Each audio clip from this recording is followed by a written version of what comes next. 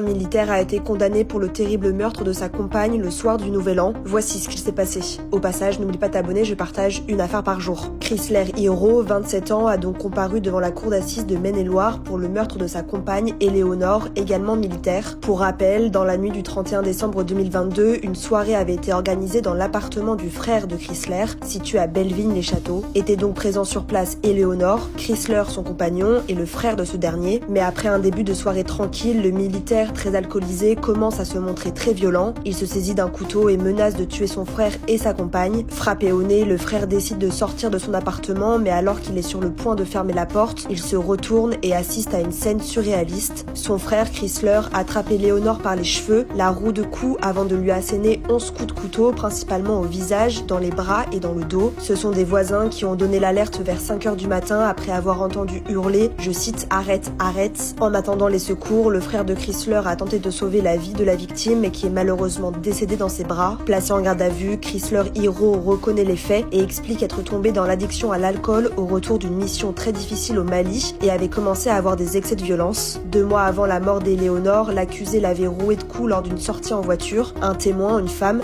s'était alors interposé avant d'être également frappé à son tour par Chrysler. Quant à Éléonore, elle avait été admise à l'hôpital, le visage tuméfié et s'est vu poser plusieurs points de suture au nez. Lors de son procès, l'ex-militaire a cependant nié le meurtre, bien qu'il ait expliqué qu'il ne supportait pas la relation qu'elle avait avec son propre frère, qu'il jugeait beaucoup trop proche. Il a finalement été reconnu coupable de meurtre et condamné à 30 ans de réclusion criminelle, assorti d'une période de sûreté de 20 ans.